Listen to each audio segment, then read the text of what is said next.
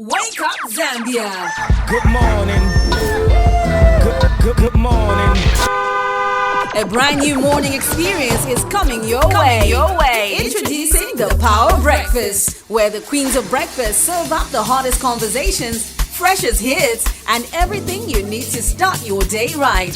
Catch the Queens of Breakfast every weekday from 6 a.m. to 10 a.m. on Power FM and Dstv. And no, this isn't an April Fool's joke. It all begins April 1st. Power up your mornings with the Power Breakfast. Power Breakfast. You know what you gotta do is you gotta stay fit. You have to be fit. Your mind has to be fit. Your body has to be fit. And it all has to do with a drink. It all starts with a drink. It all starts with a sports drink. And that's how you're going to stay fit. And your mind is going to stay fit. But then it's not going to be magic. You have to work out as well. You have to do some exercises here and there for you to have a fit mind and a fit body. You know that you just feel a certain way when you feel fit enough. Yeah? I guess so. Yes? Especially when you're working out. I think definitely when you do work out, you find that there are so many more benefits outside of just your body, because mentally, I don't know, there's something that happens when you're healthy. That your body functions better, you think better, even emotionally, you regulate your emotions a little bit more better than you would if you're unhealthy. So I think that there's some science behind it. Maybe we do need somebody to investigate it a little bit more. But also there is science behind the fit drink. So if you're thinking it's a sports drink, no. There are two, or rather I would say it is a sports drink, but it is not an energy drink. There are two differences, or rather there are differences between those two. So sports drinks are flavored beverages that often contain carbohydrates, minerals, and electrolytes, and sometimes other vitamins and nutrients, which is exactly what the fit sports drink does contain. And then energy drinks typically contain stimulants such as caffeine, or rather, this is a word that I struggle to pronounce, but it is guarana, and it's got varying amounts of sugar protein, it's got varying amounts of sodium, vitamins, and other minerals. So rather, fit is a sports drink rather than an energy drink. So if you're thinking, but no, I don't really indulge in that. Yeah. It's actually different. They're two different things. Yeah, so sort replenishment, and you get value for your money. That is true. And well, right now we do have a little bit of a soundbite, a movie soundbite, and all you have to do is just tell us what movie this is. If it is part of a franchise, you have to say which one within the franchise it is. If it is part Chakuti, part 42, then tell us it is the Queens of Breakfast, part 42. And then, no, not just saying Queens of Breakfast. So that's exactly what we're looking for. And all you have to do is call us up. That's once again on 0955 997 997. Or on 0979 192 485. And once you do give us the right answer, you get to walk away with the hamper courtesy of Trade Kings. And that hamper is the fit sports drink. Yes, and you get to walk away and stay fit, and your mind will be fit as well. So if you think you know what movie it is, if you are like, yeah, man, movies are my thing, this is going to be for you. Today you're going to win it. Some days test your limits. The grind, the sweat, the push. It all takes its toll. But you're not a quitter. You rise, and within reach is that which you need in order to refuel. Fit Sports Drink gives you the edge. Packed with electrolytes for hydration and antioxidants to fight fatigue. It helps you bounce back stronger, faster, better. Fuel your drive. Rehydrate, recharge, and reclaim your day. Fit by Vatra. Fit for life. Fit for life, but here is your soundbite. All you have to do is tell us what movie this particular scene comes from. Good night. Good night.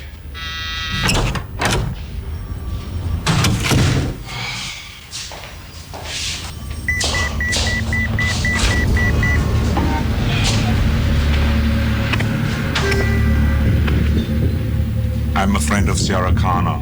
I was told that she's here. Could I see her, please? No, can't see her. She's making a statement. Where is she? Look, it may take a while. You want to wait? There's a bench over there.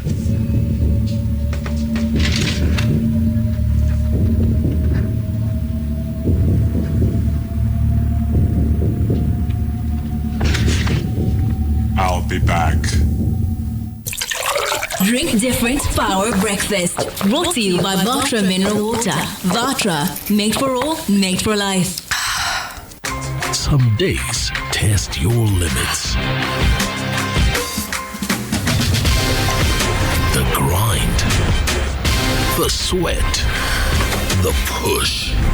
It all takes its toll. But you're not a quitter. You rise, and within reach is that which you need in order to refuel. Fit Sports Drink gives you the edge. Packed with electrolytes for hydration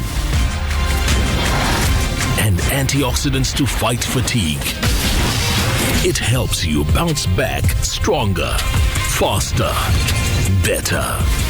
Fuel your drive. Rehydrate, recharge, and reclaim your day. Fit by Vatra. Fit for life. So if you know what movie it is, you get to come through and be part of the winning team. And yes, it is that easy. 0979 192 485 or 0955 997 997. What movie do you think it is? If you know what it is, and be specific, please. Be precise to say this movie is this. And the movie is very famous, by the way.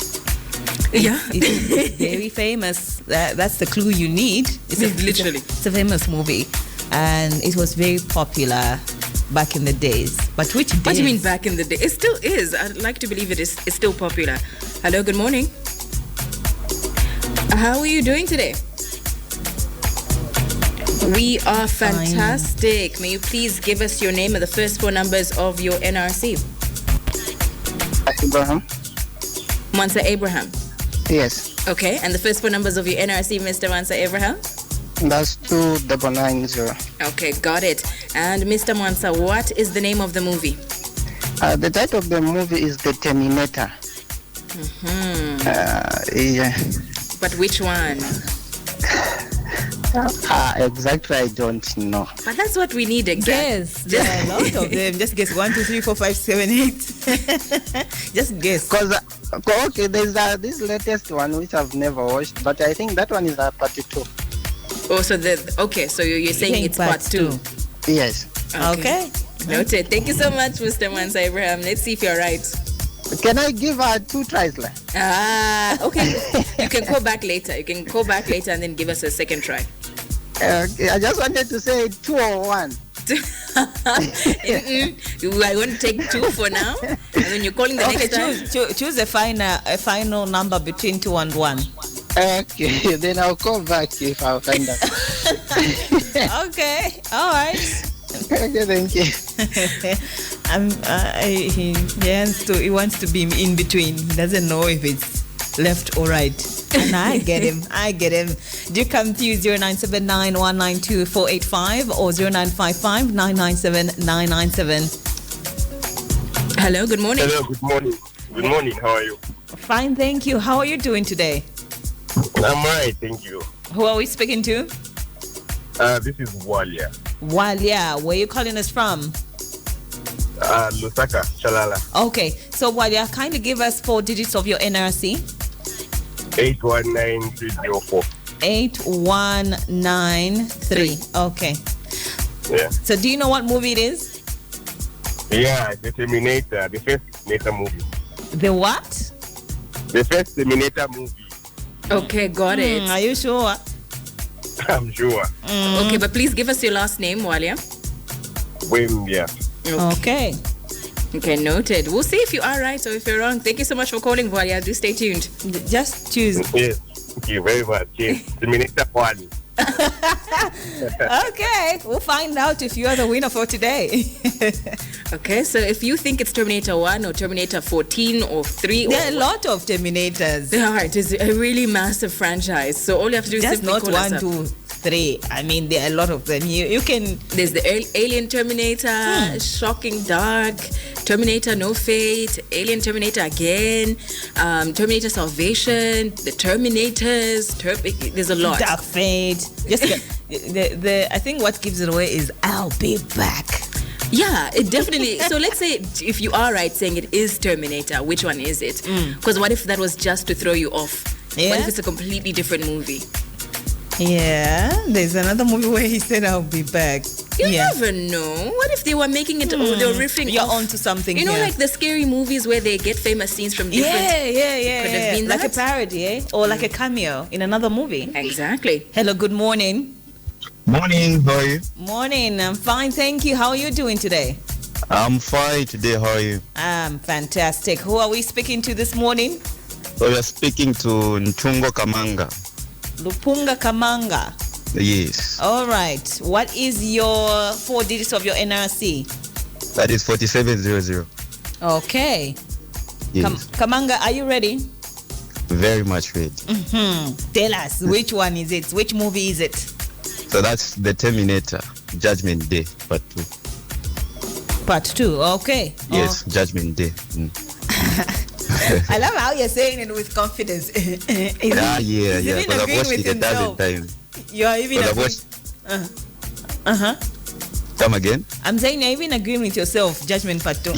Yes, yeah. Part 2, Judgment Day, Terminator. I've watched it a dozen times. Yeah, I love the confidence, man. I love the confidence. Okay. All right. All right. We'll find out if you're the winner for today.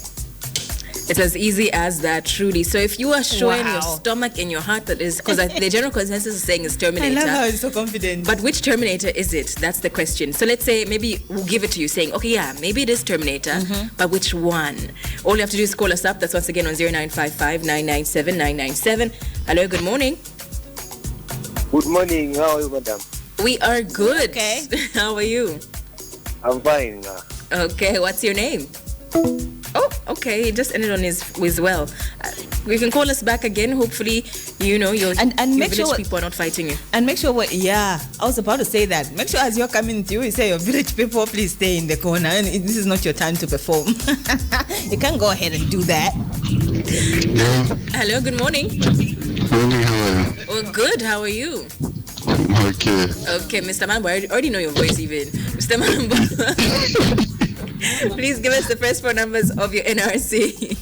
2363. Okay, got it. Mr. Mambo, go ahead. What movie is it? I think that's the Terminator 0. Terminator 0. Terminator 0. The title is Terminator 0. Yeah. Which part? Which part? Part 1, part 2, part 3, 4, 5, 6, 7, 8, 9, 10. Which one? Which one? Part 2. Part 2. Okay. Okay. Noted. Thank you so much, Mr. Malambo. Do stay tuned. Okay. So it seems like people are leaning towards part 2 here. So far, I've got 3 people who said part 2. Only one has said part 1. But then what if it's part like 10 or something? Yeah. What if it's the Terminators? There are a lot of them. Come on. Think about it. It could be, Terminator 3, Rise of the Machines. You never know. Yeah. So as we take the final caller for this particular segment, you two can still try your luck or rather your skills. Who knows? Hello, good morning. Good morning. Morning. How are you doing? I'm all right. How are you doing? Fine, thank you. Who are we speaking to this morning? Mutale Manyonde. Mutale, welcome back. How have you been? I've been all right. Thank you. Awesome. May you please give us the first 4 numbers of your NRC? 3459. Okay, got it. All right, Mutale, go ahead. Blow us away. Yeah, that's the first Terminator. The one that you went to the police station looking for Sarah Connor. It's what? The first Terminator, the one that was produced in 1984. Even the dates, okay. You made my morning. Oh, sure. You're giving us the full details. Yeah. Do you even know who the director is? The camera guy who shot that exact scene. Like, I even know his name. His name is Mark Ndanshan. Do you know the actor's name? Tell us, okay. No, I was just telling you, that's the scene where you went to the police station looking for Sarah Connor.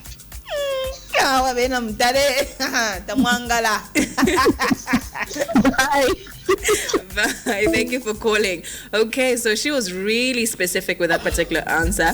I mean, knew the exact scene, Wow. the character motivation, all of that, the backstory as to why he was even at the police station.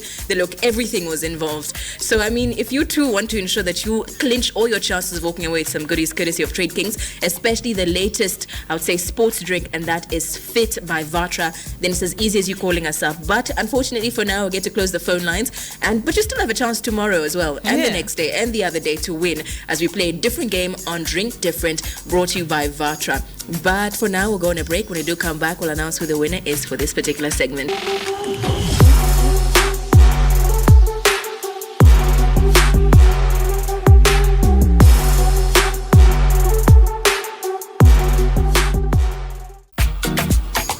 And well, we are back to announce the winner. Who won it today? It was close, but it gotta be one winner at the end of the day. One king or one queen has to sit on the throne. So who is it for today? Well, the winner for today is the one who said the right movie, which is Terminator 1. So if Mutalia just called a little bit earlier, right before Walia Wembia called in, then you'd have been the one to walk away with I would say the Fit by Vatra. But because you called in even late and somebody had already said Terminator 1, and even then, I mean, well, it did kind of sound like he was quite sure. But Wanji. I mean, you were sure of your answer? You could have called earlier though, but then there can only be one winner. But we did have Walia Wembia come to earlier on, and he said part 1, so he's the winner for today. Definitely, but that's congratulations. Congratulations, Wale Wimbia. And Mutale was right. The scene that is being shown in the clip is the scene part has just blown me off. Is where he definitely does go to the police station, is looking for Sarah Connor. And he says his famous words, "I'll be back," among the many other times he said it. So essentially, Mutale, you're right, but unfortunately you called in late, and Wale is the one who got it right. You know what? And if Wale, you are guessing, then you're... I would love to watch a movie with Wali, with Mutale, because she's so specific with the movies. Wow. Okay. Well, that is true.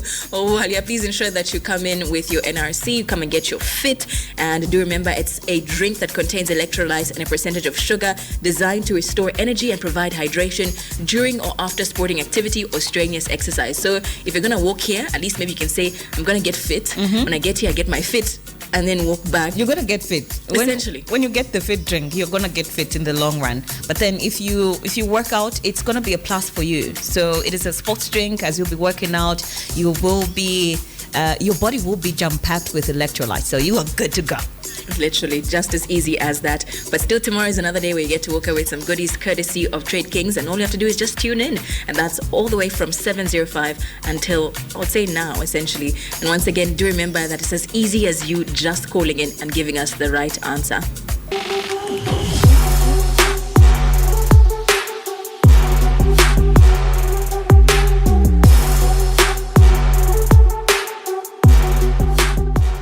Later on the show. Now, tell us a little bit about the Zambia We Want. What is your mission?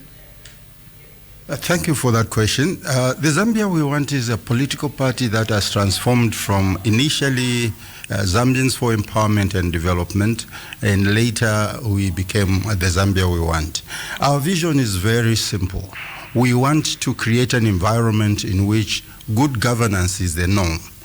We believe that when the minds of people are liberated and the governing authorities are answerable to the people, then you have a situation where people's individual abilities can be exploited and exposed because they're not afraid of anything. So we see as our vision as a party that we should facilitate good governance and an environment in which good governance thrives, and of course, because of that, ensure that political parties are free to express themselves and free to express their views to the country. So our vision is very simple. We facilitate the creation of good governance environment, and promote the establishment of an inclusive political environment where people can then, develop themselves freely, economically, and socially. Now, the country currently is grappling with economic challenges. As a party, how do you propose to address those challenges? Well, the first thing we want to say is that when you think of an economic challenge, you must ask yourself, what kind of economic structure do we have? And current economic structure that we have clearly shows us that we are a dependent nation. We are looking at people from outside to come in all the time to help us develop ourselves. Now, there's never been a country where foreigners are the ones that are relied upon to develop a country. So as far as we are concerned, until the economic power and muscle begins to shift from foreign investment to local investment, our own people owning the means of production, we are missing the point. Yes, we need foreign investment, but it must be with a view that Zambians will participate in the economic programs that are going on. And in the final analysis, that Zambians must own the means of production. So then, just to make it a little bit more specific, what particular policies would you implement if now we did have Zambia We Want in power? Thank you. That's a very good question, Shekinah. And what I want to say is simply this. First, let's take the obvious, the mining sector. This is the core of our economy. What do we get out of mines and the exploitation of our mineral resource? Very little. What stops us from negotiating with whoever we want to invest in this country that a portion of or a percentage of the profits being earned should be ours, and that we should have a higher percentage of taxes from the minerals that are being exploited? Nothing. We can negotiate with these people. It has been done before. It has been done in other countries. We're not an exception to the rule. So the only explanation is that we normally have cowards for negotiators, people who wait to be told what to do, and whatever the investor wants is what we parrot as our own ideas and programs. On the contrary, the Zambia we want wants to ensure that every investment that comes into a country, particularly to exploit our mineral wealth, we get our pound of flesh from them. And you also talked about lowering taxes. How can this be achieved? One of the major issues that escalate taxes is basically when you have thinned the employment environment. The fewer the people who are working, the higher the taxes will be. And that is why for the Zambia we want, we believe that the creation of employment, creation of jobs in sectors that are developmental and sectors that produce industrial outputs are the sectors we must be worried about, and we must be concerned to improve and increase jobs in. Because you see, if you go to the social sectors, no matter how many jobs you create, dependence still remains on those sectors that are development-based. In other words, when you increase jobs in the social sector, you are punishing those who are working in the industrial sector through taxes. So the best you do is increase the number of jobs in the productive sector as opposed to the social sector to start with, so that you have the money from taxes paid by a wider citizenry. Then you'll be able to increase the number of people that work in the social sector. You don't start from the social sector, you start from the economic sectors of the country in terms of job creation. And so now I would say, if from anybody who's hearing about Zambia We Want for right now, right, how would you say that you distinguish your policies from the other political parties, like we've heard of UNIP, PF, UPND? What distinguishes Zambia We Want? The first thing I want to say, Shekinah, is we don't talk about other political parties. They are not our concern as such. They have their own ideas, they have their own ideals. But what we want to say as the Zambia We Want is firstly that what we have done is look at what have been the problems in developing our country. We looked at the problems and then began to ask the questions, how do we solve these problems? The Zambia We Want is not creating solutions out of imaginary problems. We want solutions that emanate from the problems that we have faced in the past. And these are problems that have to do with the way we have structured our economy, the way we have structured our politics, the way we have structured our interpersonal relations, including regional integration, which is critical and cardinal. I think you realize then that when we talk about being different, we're not talking about being different, in a small way. We are meaning to ensure that every Zambian feels this is their country, from the sector of relationships. We are meaning to ensure that, as we have already said, that the economy of the country should be Zambian first, okay? Everything we do must be for the good of the Zambian person. And the others benefit because the Zambians are benefiting. It is a contradiction in terms where you have people who come in the country, and we're not saying they shouldn't. We love people to come, but they don't come into your country, make you poorer, and you are happy with it. Then there's something wrong psychologically with the way you look at things. So as far as we are concerned, the issue of economic development must begin with how do we empower the Zambian to handle their own economic progress. That's the issue, and that's the core issue in what has been going on, and that has been the core problem. We make rules and laws that benefit more those who come other than the Zambians. We're saying, why not make it a position that every Zambian feels and believes they can become who they want to be? Now, Doctor, you were part of... I don't like being called Doctor, please, because unless I get a degree from the university, I prefer just being called Mr. Okay, we're going to go with Mr. then. All right, so you were part of the UPND Alliance and you left. Why? We left because, as I've said, fundamentally we differ on that issue. I thought as a collective we would sit together after winning and be able to, to articulate what it is we want Zambians to have. Okay. Clearly, our colleagues had their own plan and they were not listening to us. It was pointless to stay there and watch what was unfolding and with no voice to say anything. The good thing about living is that you liberate yourself from collective responsibility and share with the country how you feel the country should run. Maybe if you can just specify mostly on what you were deferring with the current government, the UPND government.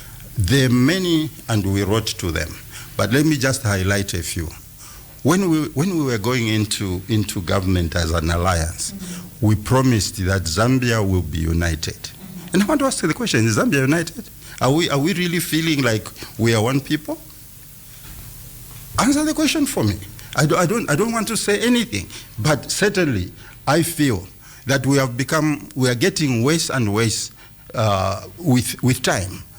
This is our country. All of us have a right to feel and demand from whoever rules us the right to employment, the right to speak our minds, the right not to fear a government that we put in power.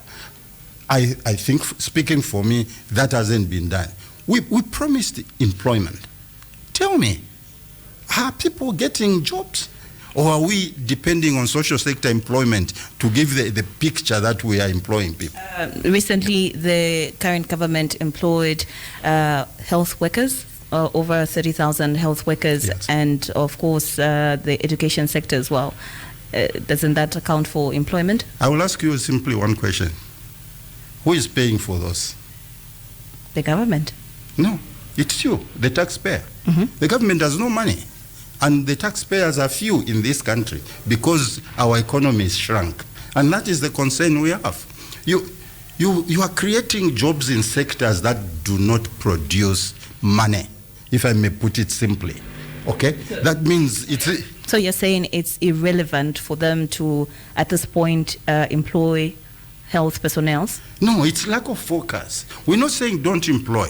We are saying worry about the sector that will give you the money that will ensure you employ in the social sector. So what sector would that be then?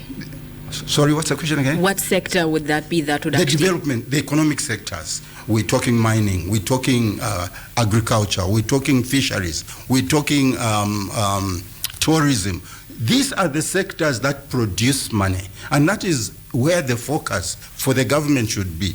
Ensure a level playing field in that area. Ensure that jobs are getting created in that area. Then it will be easy for you as a government to employ the necessary social workers to do the job that's being done by these people. But when you employ from the social sector, you must increase the taxes for those who work in order for you to pay. Are you helping Zambians who are already stressed by lack of money? When you do that, these are the questions we should ask ourselves. And it is these priorities which are misplaced that have led to the problems that this country is going through. So then I would say, now moving on to you, since you left the UPND Alliance, what would you say are some of the lessons that you have learned from that experience? One of them is that when you talk to friends and say, let's come together and work together, mean it or don't go in it. That's one. Two, don't make promises you cannot fulfill because you look a liar. Three, when you face people and tell them, I'm going to do the following, either do it or concede and tell the people you are sorry you made a mistake. It's just honorable to do things like that. But more specifically, the promise to reduce the cost of living for the Zambian people was high on the agenda of the UPND Alliance. This was our promise. What has changed? Why are people struggling to have a meal? What have we done to show, or at least to give the modicum or semblance of our effort in trying to reduce people's struggles in terms of livelihood? These are the questions we must be asking ourselves. And if we don't meet the people's requirements and we cannot show how we are improving their well-being, then we do not deserve to be ruling, surely.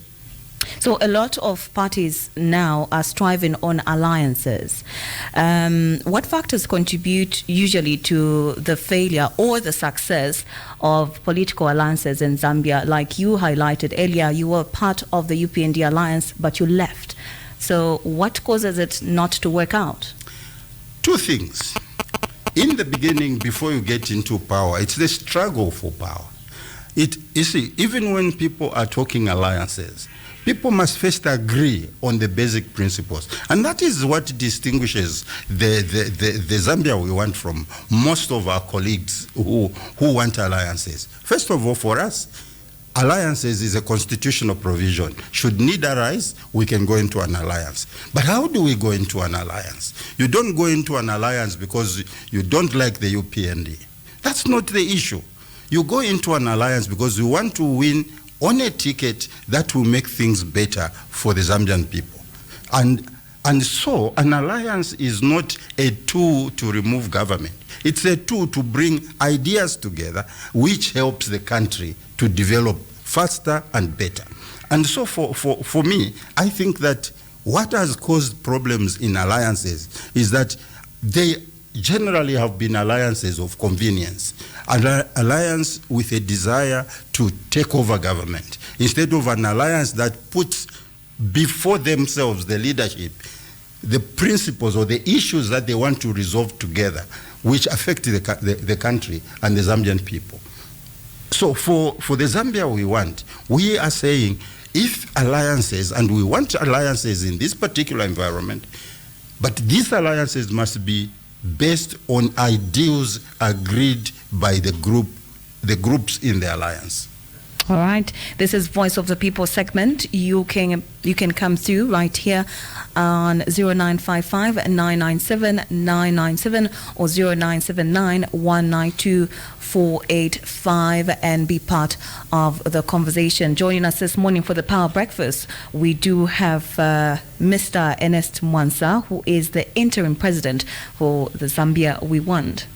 That is true. And once again, you can still be part of this conversation. We want to hear from you. We want your thoughts, your opinions, your feelings, as the phone lines are open, as we are giving the power to you to speak up. And well, now moving back to our questioning, what would you say are some of the, you touched on it lightly, what would you say are some of the mechanisms that can be implemented to ensure long-term stability and trust within political alliances in Zambia? It's the simple answer is that we should not align unless we have ideas that are similar, okay?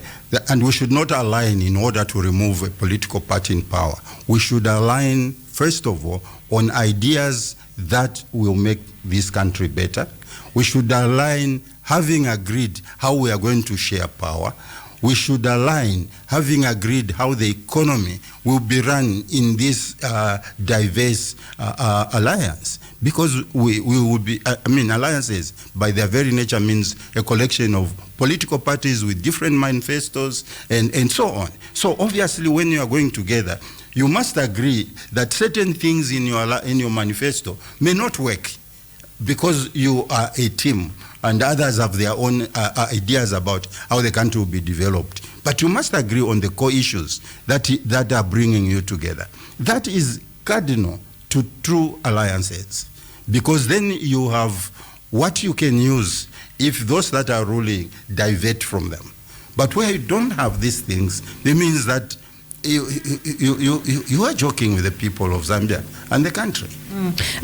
Let's talk about what the UPND has been able to achieve and what they haven't achieved according to you as the Zambia we want. It's very difficult to look at things and say this is an achievement. We have experienced free education before, okay? And when in the Kaunda time, and I was there, and the beneficiary from those days, when we talked about free education, it meant free education, everything provided by the state. Is that the case today? No, it isn't. The UNIP government then was able to ensure that every child got books which were required for their education. Is that the case today? Every child sat on a desk. Is that the case today? And I'm not saying there has been no effort, okay? Please don't misunderstand that. What I'm saying is that let's say we are on the road to free education. That is a much more honest statement. But providing free education and people paying to schools, to take their children to schools today, even in schools that are government, there are other things that people are paying for today. So how free is this free?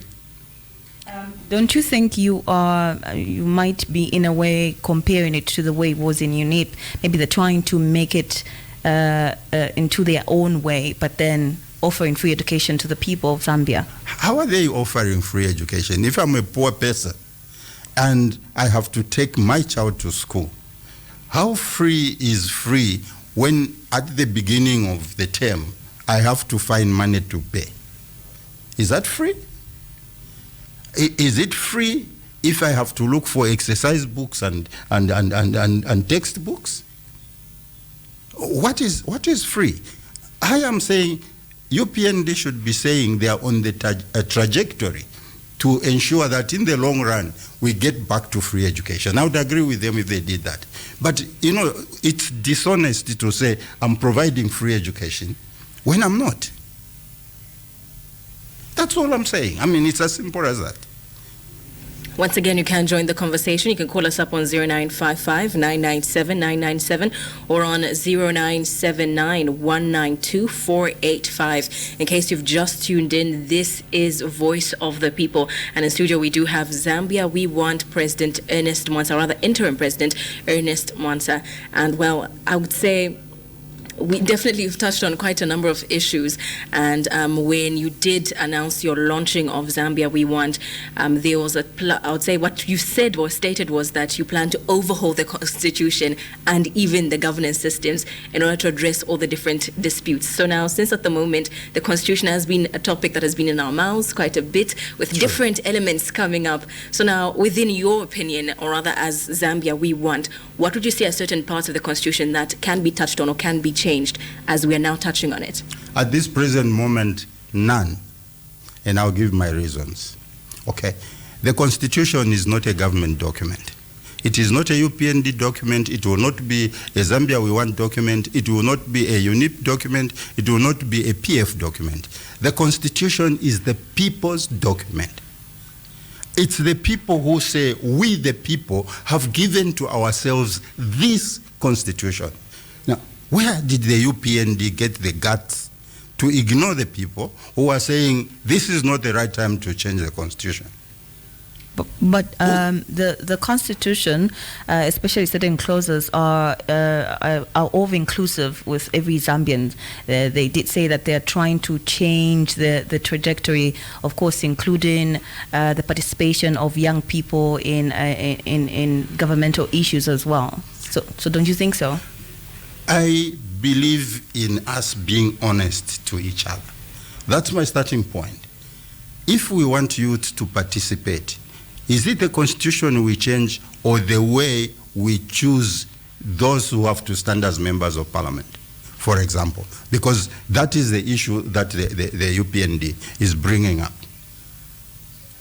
The choice of the people who stand in constituencies is the choice of every political party in this country. What stopped the UPND from choosing a lot more young people than the older folk in the country? Nothing. Our constitution says nothing about that. They made a conscious decision to choose more elderly than younger people. So it's not the constitution which is a problem. It is their choice of leadership at that time. That is why we in the Zambia We Want have made it a pledge that we must mix the young and the old so that there is always a team of younger people to take over from the elders who are going out. We're going to die. We must accept certain realities in life. As we grow old, the next thing is to die. And then who takes over? You must build within your structure and system a way or a mechanism of taking over from those that are ruling. This problem is not constitutional. It's structural. It is strategic for a government or a people or a party that desires to ensure that when the founders are gone, the party doesn't die with them. That is the first thing I will say. Secondly, within the constitutional provisions right now, the president is given the mandate to choose 8 members of parliament. Nominate them. Any of those are youth. Why didn't he use that provision to do that? In fact, the Constitution itself says that, these provisions have been given to the president. This power is given to the president for him or her to balance on areas where we have lack, women, youth, or disabled people. None of this kind was nominated on that basis. So it's not the Constitution. But more fundamentally, the Constitution is not for every party that gets into power to play with. Remember that the power that the rulers have derive from the Constitution. So the employer of every government that you see is the people through the Constitution. So where on earth have you seen a person who wants a job telling the employer, only these conditions or nothing? You think the employer will employ? No. I, as an employer, must set the parameters. And so the people of Zambia must be the ones to say what should be contained in the Constitution. It is we, the people, not the government of the UPND, not any future government. It is the people that must write their own constitution. Speaking of the people, you can call us up. That's once again on 0955-997-997 or on 0979-192-485. This is Voice of the People, where we're giving you a chance to speak up, have your voice heard from whatever area you're coming from. And also do remember, once you do call in, do tell us your name, what part of Zambia you're calling us from, and what exactly it is that you'd like to bring forth to the interim president of Zambia we want. Hello, good morning. Morning, madam. How are you? I'm fine, thank you. How are you? I'm fine, thank you. Who are we speaking to this morning? This is Newstead Chiderwe. I'm calling from Lusaka's Garden House Company. All right, go ahead with the contribution.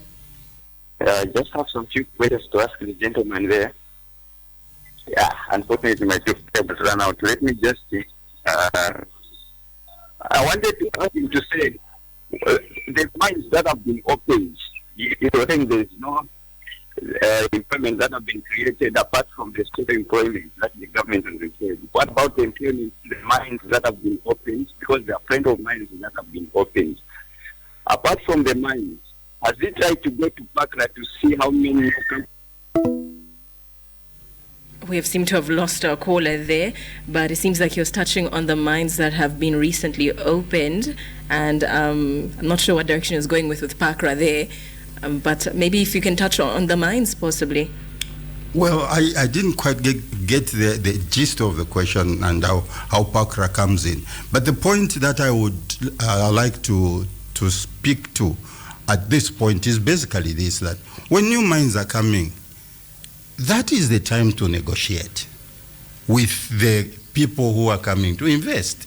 If you miss that opportunity, you enter into a contract with them. It becomes more complicated when the government has already put its signature to a contract that undermines Zambia's interests. It is at that point when we should agree with our investor colleagues that this is the way you find things in Zambia. And that is why for the Zambia we want, overhaul of the constitution is important, but also overhaul of the laws that must help us develop this country, including the Mines and Minerals Act. We should not be negotiating what percentage we should ask an investor who comes in the country. We should be telling them the law is like this, okay, concerning the investment you want to do in our country, so that we are seen by all that we are working with every investor at the same level, that it is the law that they must obey, and it is the law that shows them what Zambians expect from investment in their country, particularly the exploitative investments in our country, because these resources will finish. And if we do not watch out, we'll find ourselves left with holes in the ground and all the minerals gone. What do you suggest can be done? Change the law. Make sure that everyone who comes in the country and wants to invest in these sectors, give this country adequate resources to develop other sectors of the economy. This is non-negotiable. We should be serious and, if you like, passionate about how we negotiate the exploitation of our mineral resource. These are our God-given resources. We shouldn't allow them to go because a guy or an investor promises 50 jobs or even 1,000 jobs. What is 1,000 jobs compared to billions and trillions of dollars taken out of the country? Okay, this is once again Voice of the People. You can call us up, send us your messages. That's on 0955-997-997 or on 0979-192-485. And well, going back to, I would say, our conversation. So now you have touched on overhauling the Constitution and again, overhauling governance systems in order to address all public disputes. But then again, you did tell us that the Constitution should not be touched. So how can they overhaul the governance or rather the Constitution but not touch it at the same time? People have learned lessons from the past. They know what they want. Give them the right. And I'm using these words with reserve because it is their right.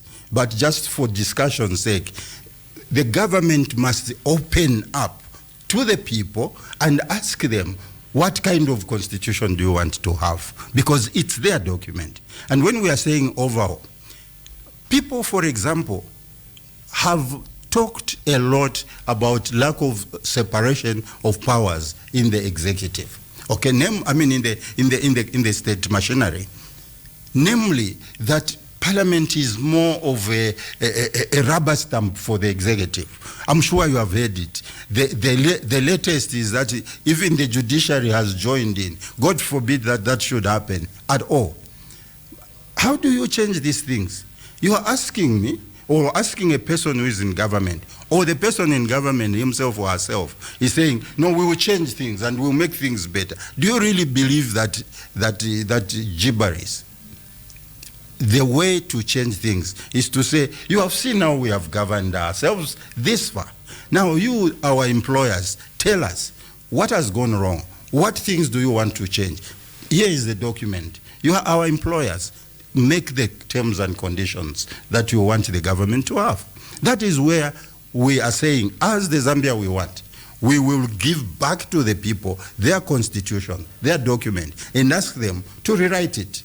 Because clearly, the Zambian people are dissatisfied. But they are rejecting the idea that you make piecemeal changes at this late hour in your term of office to change the things you want to change. You do not have the right to change anything. It's the people who have the right to change what they want to change in the Constitution. So separation of powers, as I've said, you will notice that the only way you can resolve this problem of separation of powers is to remove the executive from Parliament. Where you are talking about checks and balances and separation of powers, you need to have a Parliament that has the responsibility and singular mandate to look at what government is doing and challenge it. You don't have to have the government in Parliament,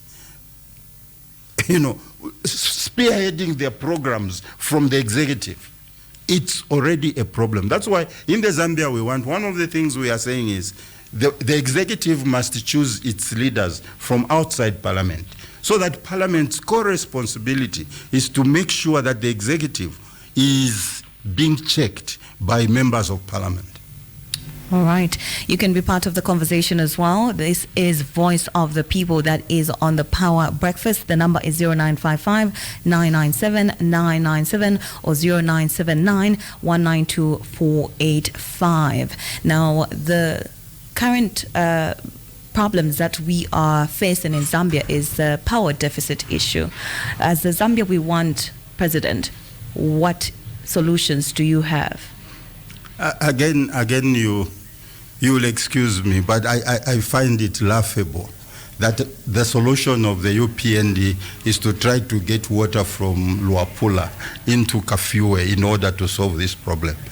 That's cheap thinking, I'm sorry. That's the only way I can put it. If the rivers that run in the northern region have ability to also generate electricity, why not make that? Because today the northern region has rains. What happens when the northern region has no rain and the southern region has? It means we go back to the same problem we are facing. This is trying to change things because you have a challenge facing you. What we need is to look at what power infrastructure can we create in the northern region to try to help the situation countrywide over electricity. This means we must look at alternative sources of power like solar and such others. But more importantly, in a situation like ours, surely we have countries around us like Tanzania who have extra power. The sickening thing is that we are importing power at exorbitant prices. 40% more than every other country is importing power. I mean, who thinks like that? What national thinks about making things worse for its own people? And this is not about electricity alone. Go to fuel. It's the same story. We are paying more because this government has entered into contracts that has huge markups, profit-wise, for those who are running the businesses. We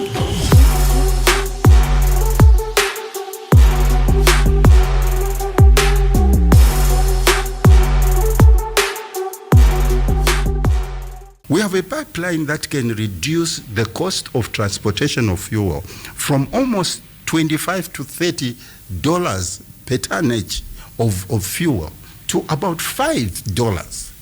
And that is Tazama. Why give a contract to someone who rips you dry?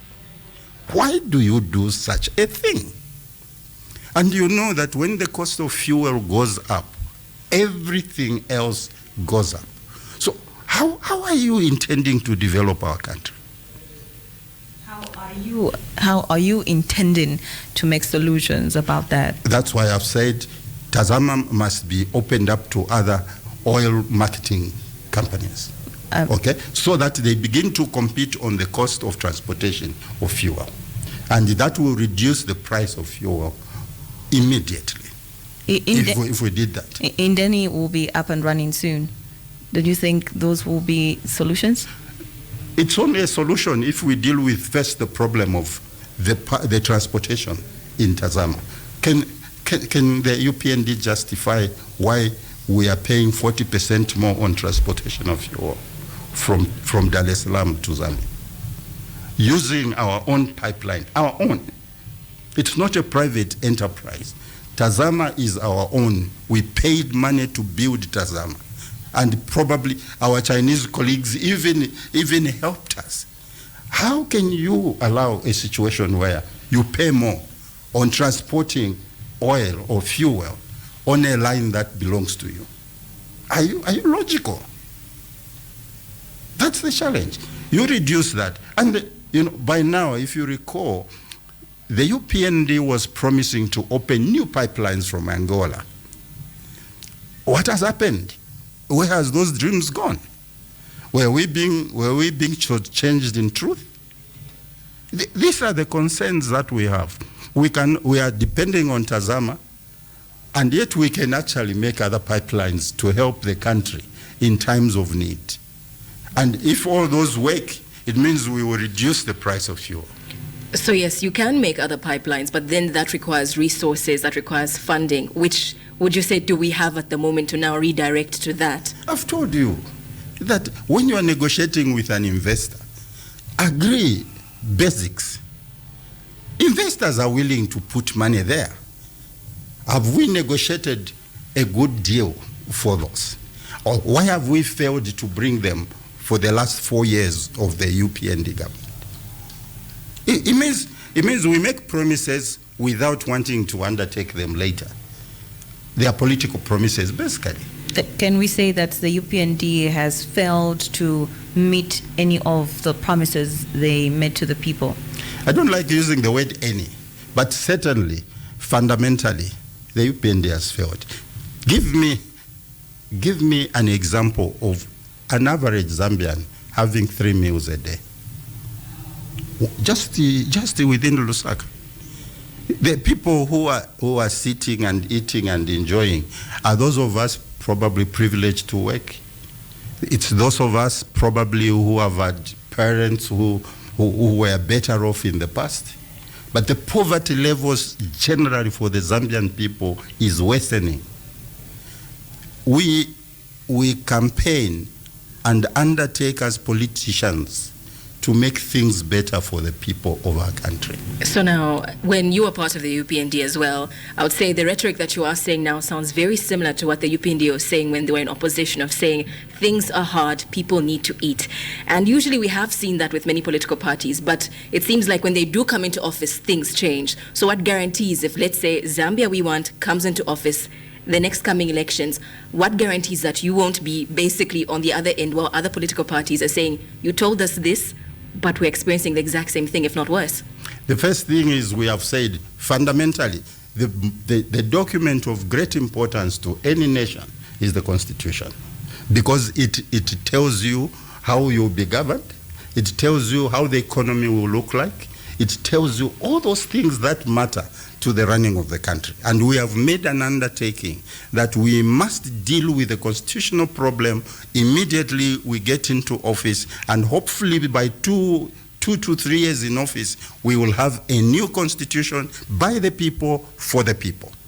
Secondly, we are saying the moment we get into government ourselves, we will ensure that where we need to renegotiate contracts already entered into, which we feel and believe are not helping Zambia to develop, we will renegotiate with our colleagues in the investment sector.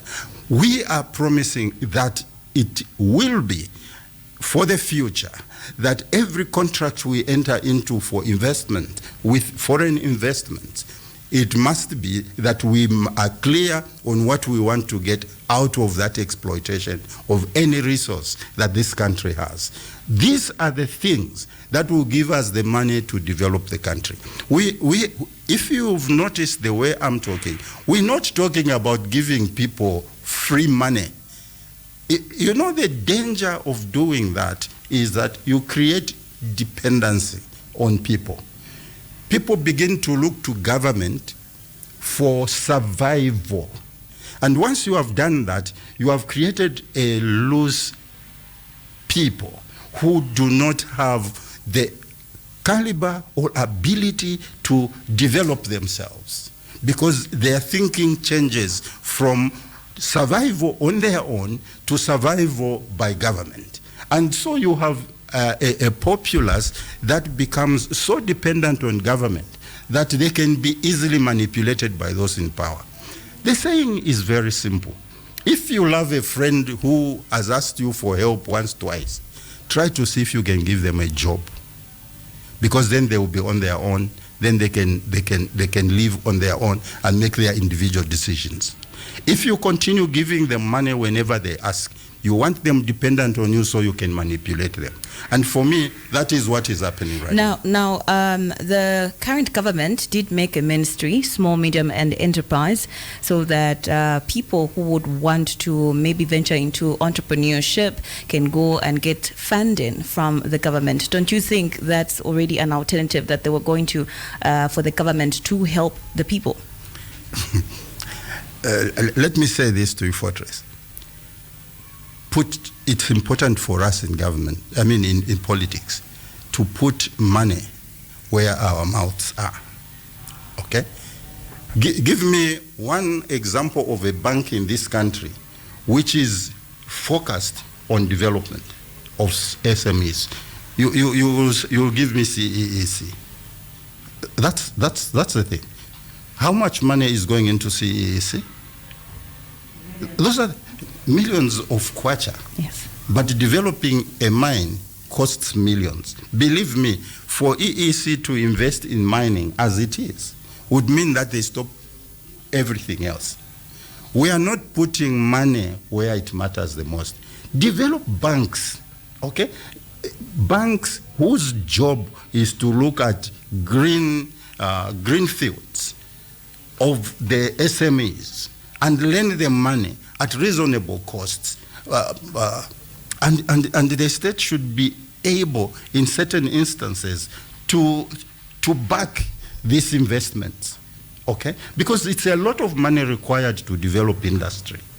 And CEEC, the money that is in CEEC is a drop in the ocean if you want to develop a country. So can we now say that the mines industry is being neglected right now, or it's being exploited? It's exploited by who, first of all? There are so many people, so many young people who want to get into mining. They can't get equipment to mine. So they are being forced or being exploited by those who have excavators, those who have tipper trucks, so that at the end of the day, the owner of the mine has so little to develop that mine. And in the end, it is those people who have the equipment who are benefiting from these industries. So what is CEC doing about it if they have the money? I don't think they have enough money to get into helping these young people buy the kind of equipment required for them to exploit the mineral resource and enrich the country. We need to open up banks that are for the Zambian people, especially for the SMEs.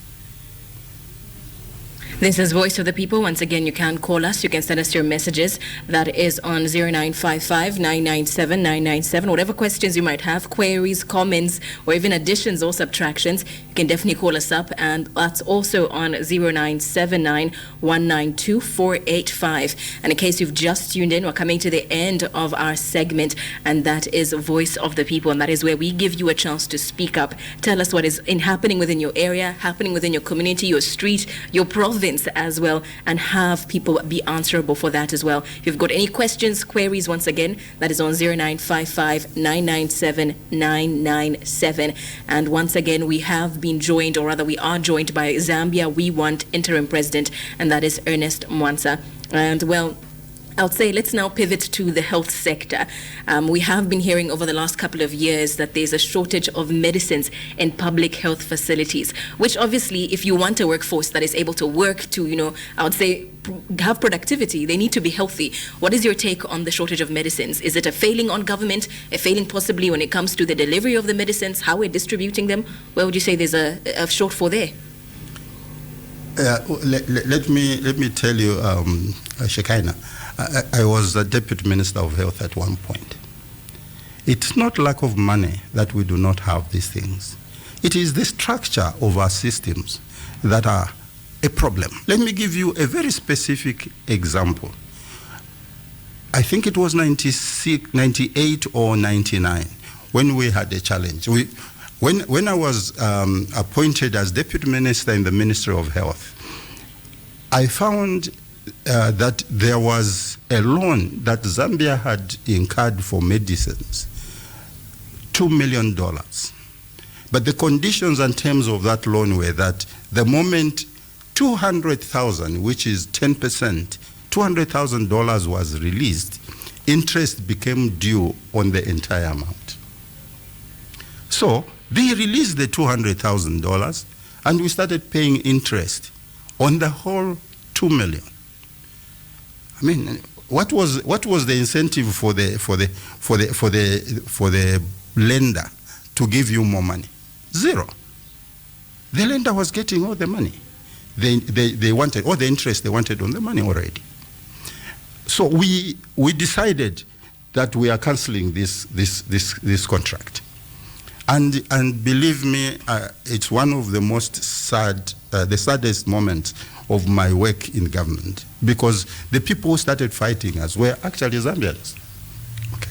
But the point I want to bring to your attention is that when we cancelled, the president then, the late Dr. Chiluba, said, but where are we going to find the money to buy drugs? We said, Mr. President, leave it to us. Just allow us to ask the Ministry of Finance to help us waive some of the allotment to other sectors within the ministry, and we will raise the money. So he said, go ahead, so long as we don't have a problem of drugs. And what we did, that is myself and Honorable Nkandulowa then, who was my minister, what we did was to suspend capacity building programs in the Ministry of Health for 4 months, if my memory serves me right. 4 months, no capacity building, and then we sought the Ministry of Finance to change, and I will use common language, to change the usage of that money from capacity building to the buying of drugs. And you know what happened? We bought enough drugs within that amount of money to last us 1 year. Now, this, for me, that exemplifies the misuse of money that goes on in these sectors. Okay? And when you're saying what's the problem with the way we buy, it's selfishness by individuals who want to profiteer from purchases of drugs, from transportations of these things, from the way these things are distributed. If we were honest with ourselves, there's enough money to keep our hospitals supplied with drugs. But allow me to also say this, that our emphasis on drugs and on care of the sick clearly shows that we have never thought through the health sector. When you want to change the health status of your people, go for preventive medicine. Don't allow your people to get too ill in hospitals where drugs are the only thing that will save them. Where people love their people, you make sure that hospitals are the last line of defense. Okay?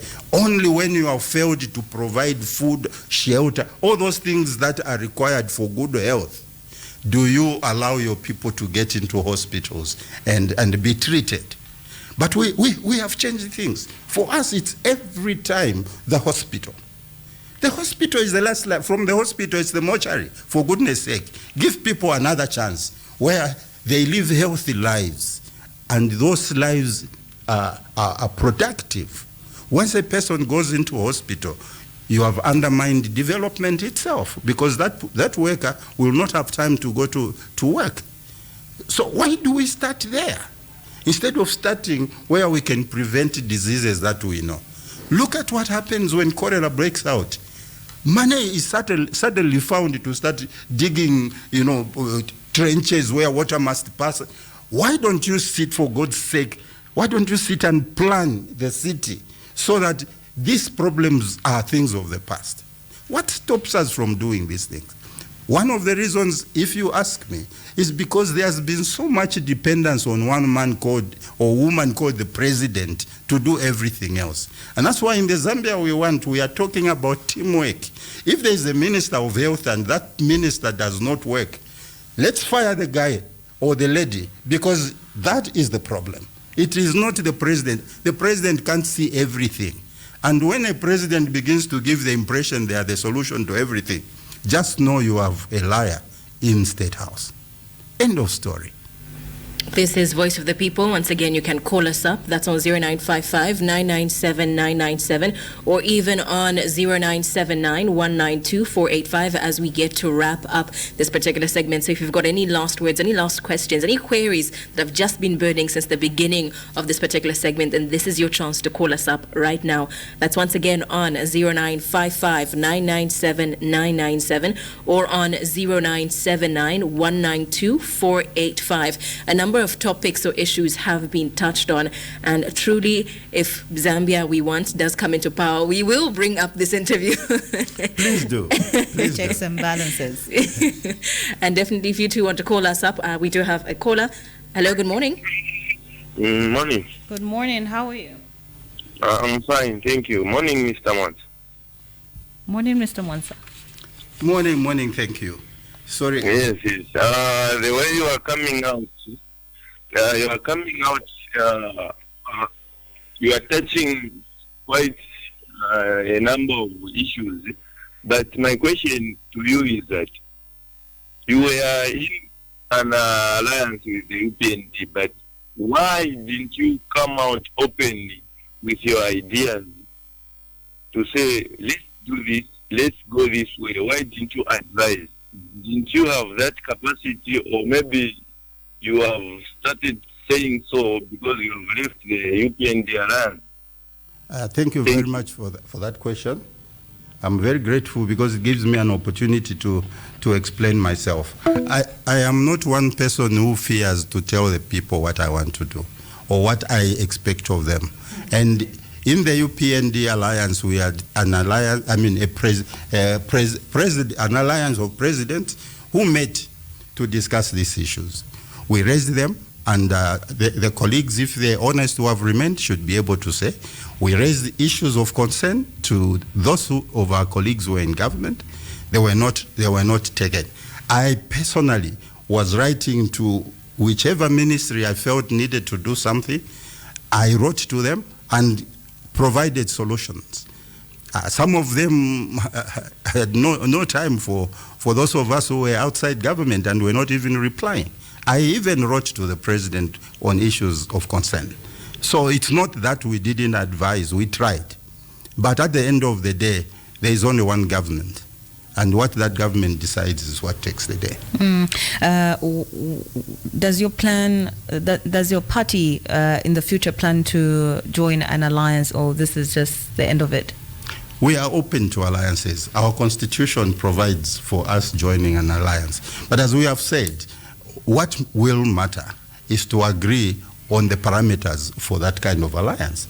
If we agree on the core things that need to be done if we win and we are in an alliance, we will be more than willing to team up with other colleagues. And how can political parties...